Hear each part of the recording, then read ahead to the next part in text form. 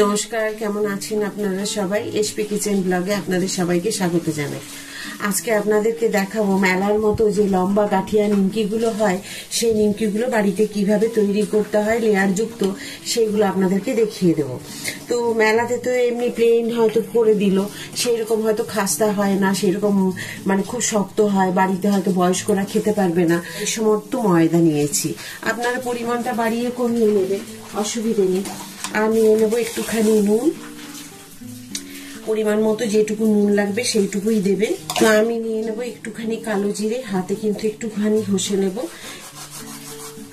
এই যে দেখুন, একটুখানি হাতে ঘষে নিলাম, নুন দিয়ে দিয়েছি, আর দিয়ে দেব একটুখানি তেল। ব্যাস এইটুকু তেল দেব, দিয়ে এটাকে আমি এখন মেখে, এইটুকু খাবার সোডা দেব। এইবার যে আমরা নর্মাল জলে সবসময় আটা ময়দা সবকিছু মেখে থাকি, ঠিক সেইভাবে কিন্তু আমি নর্মাল জল দিয়ে এই আটা ময়দাটাকে মেখে নেব। আমার দেখুন এইভাবে মাখা হয়ে গেছে। আমি এইভাবে শক্ত একদম একটা ডো তৈরি করেছি। এটা দেখতে পাচ্ছেন এইভাবে ক্র্যাক হয়ে হয়ে আছে, যার জন্য যদি মোলায়েম হতো তাহলে এটা একদমই প্রথমে মাখাতে একদম এই ক্র্যাকগুলো থাকতো না, ফাটা ফাটাগুলো। তো খুব শক্ত মেখেছি ডোটা, এইভাবেই মাখতে হবে। তো আমি ঢাকা দিয়ে রেখে দিই 10 মিনিটের জন্য।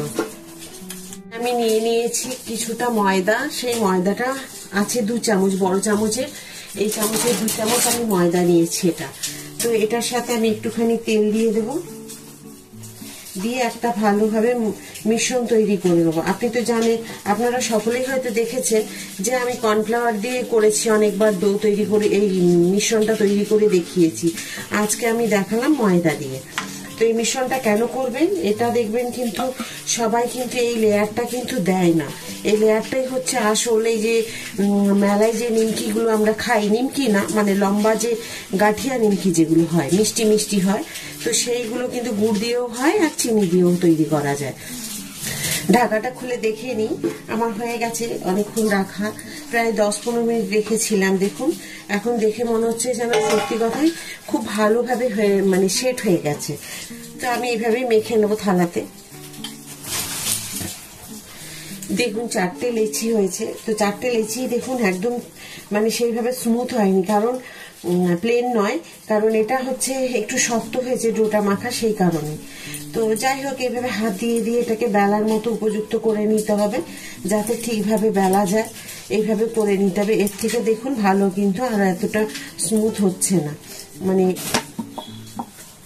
দেখুন এইভাবে রুটিটাকে বেলে নিতে হবে, বেলে নিয়ে তারপরে এর ওপরে মিশ্রণটাকে পুরো মাখিয়ে দিতে হবে এইরকম ভাবে। আপনারা তো জানেন, এর আগে আমি আপনাদেরকে দেখিয়েছি, যেটাতে আপনাদের সুবিধে হবে ওইভাবে মাখিয়ে দেবেন। তো আমি এইভাবে পুরো রুটিটাতে মাখিয়ে দেবো মিশ্রণটাকে।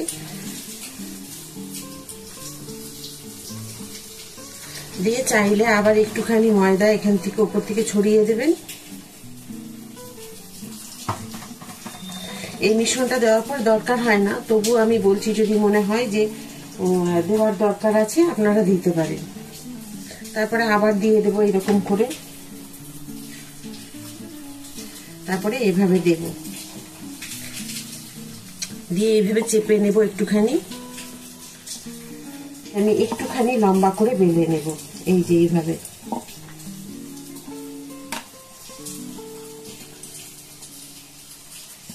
এইভাবে বেলে নেব। যেহেতু আমি বেলার চাকিটা তো খুব একটা তো বড় নয়, আপনাদের স্ল্যাবটা যদি বেশ ভালো মানে প্লেন হয় তাহলে স্ল্যাবের মধ্যে করেও ফেলে বেলে দিতে পারেন। দেখুন এইভাবে করে বেলে নেবেন। তারপর এটাকে একটুখানি ধারটা কেটে বাদ দিয়ে দেবেন। তারপর সাইজ মতো আপনারা একটা মাপ করে নেবেন, এইভাবে দাগ দিয়ে দিয়ে, এই যে এইভাবে দাগ দিয়ে দেবেন। যে কতটা বড় করবেন, মোটা মানে মোটাটা করবেন সেই বুঝে, যদি মনে হয় বেশি মোটা করবেন না তো সেই বুঝে করে নেবেন। এই সাইড দুটোকে রেখে দিলাম। তো এবারে আমি এখান থেকে একটুখানি কাট করে নেব এগুলোকে। দেখুন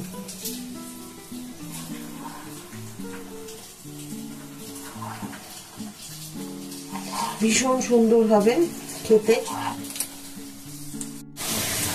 আমি আরেক রকম ধরনের আপনাদেরকে দেখাচ্ছি কাটে, এই যে কাঠটা, যেটা আপনাদের যদি মনে হয় যে এটাতে আমাদের ভাঁজ করতে অসুবিধা হচ্ছে, পারছি না, তখন আপনারা এই যে আরেকটা দেখাচ্ছি সেইটাতেও আপনারা করতে পারেন। ওটা করলেও কিন্তু খুব ভালো হবে, একই হবে, শুধু ভাঁজটা অনেকে হয়তো বুঝতে পারে না বা হয়তো এত ভালো লাগে না, সেই কারণে তো আমি আরেকটা ভাঁজ আপনাদেরকে দেখিয়ে দিচ্ছি। তো অবশ্যই এরকম ভাবেই করবেন, তাহলে কিন্তু সব ঠিকঠাক এগুলো হবে। এইরকম ভাবে, ঠিক এইরকম ভাবে মার্ক করে নেবেন, তা নাহলে ছোট বড় হয়ে যাবে। ব্যাস, এটাকে আমরা এইভাবে দিয়ে দিলাম, তার উপরে দিলাম এটা, দেখুন একদমই হয়ে গেল খুব সহজ ভাবে। এবার এটাকে একটুখানি বেলে নিতে হবে, একদম সহজ, কিন্তু এটাও এর থেকে আর সহজ হতে পারে না, সেই কারণে আমি আপনাদেরকে আরেকটা দেখিয়ে দেব। এইভাবে করে নেবেন, অবশ্যই এইভাবে একটুখানি ঘুরিয়ে নেবেন, তারপর এটাকে ঠিক এইভাবে কাট দিয়ে দেবেন, সাইডে রেখে দেবেন, আবার ঠিক এইরকম ভাবে আপনারা কেটে নেবেন।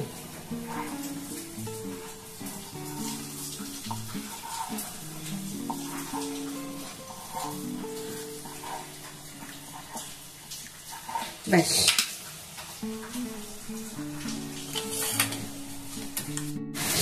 এইবার হয়তো অনেকেই ডায়েট করে বা হয়তো তেল এগুলো খুব কমই খায়, তার জন্য তাদের উদ্দেশ্যে এটা আমি দেখাচ্ছি। এটাতে হয়তো মিশ্রণটা দেবেন না, দিয়ে তারপরে এরকম করে ফোল্ড করে নেবেন। ফোল্ড করে নিয়ে তারপর,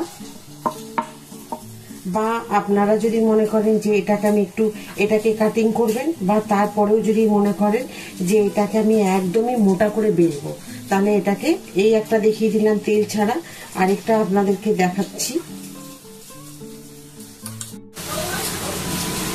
দেখুন এইভাবে বেলে নেবেন, বেলে নেওয়ার পরে কোনো কিছু মিশ্রণ দিতে হবে না তেলে, দিয়ে এই দুটো সাইডকে এইভাবে করে কাট করে দেবেন। তো এই দুটোকে কাট করে দিলে একটা স্কোয়ার শেপ চলে আসবে। আবার এখানটা দিয়ে একটা কাট করে দেবেন, এতেও কিন্তু একটা স্কোয়ার, দেখুন এখান দিয়ে একটুখানি করে দেবেন এটাকে, আবার এখান দিয়ে একটুখানি, ব্যাস দেখুন আর কিন্তু কিচ্ছু করতে হচ্ছে না। এবারে আপনারা এইভাবে শেপগুলোকে আপনাদের যেরকম মোটা লম্বা রাখবেন, তবে লম্বাটা এর থেকে বেশি রাখবেন না, ভালো লাগে না দেখতে, এই লম্বাটা ঠিক লাগে, এর থেকে ছোটটাও ভালো লাগবে না, আবার এর থেকে বড়টাও ভালো লাগবে না। তবে এর থিকনেসটা কিরকম থাকবে আপনাদেরকে আমি দেখিয়ে দিচ্ছি। দেখুন ঠিক এইরকম থাকবে মোটাটা, এই যে এইরকম এর মোটা এইটা থাকবে এইরকম। তো এইরকম ভাবে আপনারা কিন্তু করে নেবেন। আমি কিন্তু দেখুন করেছি, তো আপনাদেরকে 1 2 3 রকম ভাবে আপনাদেরকে দেখিয়ে দিলাম, আপনাদের যেটা সুবিধে মনে হয়।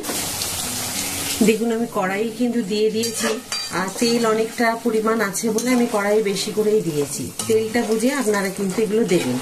আর আঁচটা কিন্তু একদম সিমে করা আছে, খুব বেশি করে আমি তেলটা গরম করে নিলাম, দিয়ে একদম লো ফ্লেমে দিয়ে দিয়েছি। তারপরে এখন এটাকে একবার 2 মিনিট করে নাড়াচাড়া করে নিলাম। এখন কিন্তু মিডিয়ামে দেবো আমি। তো এখানে আমি দিয়ে দেবো 1 বাটি চিনি।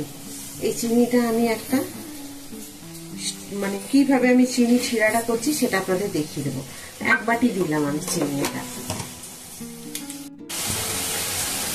দেখুন চিনি শিরাটা তৈরি হয়ে গেছে। তো আমি যে চামচ দিয়ে ফেলছি দেখুন এইভাবে পড়ছে, মোটা হয়ে এইভাবে পড়ছে দেখুন। তা আমি তো এটা দেখিয়ে দিলাম যে কিভাবে করছি। এমন ভাবে করব যাতে এর গায়ের মধ্যে পুরো লেগে থাকে চিনিগুলো, মানে চিনির রসটা। তো সেইভাবে দেখুন আমি এইরকম করছি, এই যে এইভাবে চিটচিটে হচ্ছে দেখুন, এই যে এইরকম চিটচিটে হবে, এই যে মানে বসে যাচ্ছে। তো আমি গ্যাসটা এখন অফ করে দেবো।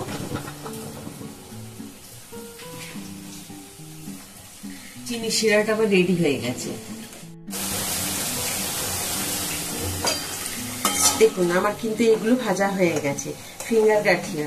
তো ফিঙ্গার মিষ্টি গাঠিয়া যেগুলো আমি তৈরি করলাম, আপনাদেরকে দেখালাম, তৈরি করে দেখালাম যেগুলো, তো দেখুন কি সুন্দর প্রত্যেকটা ভাজা হয়ে গেছে। তো একদমই মিডিয়াম আঁচে এটা ভাজবেন, একদম আঁচ বাড়াবেন না।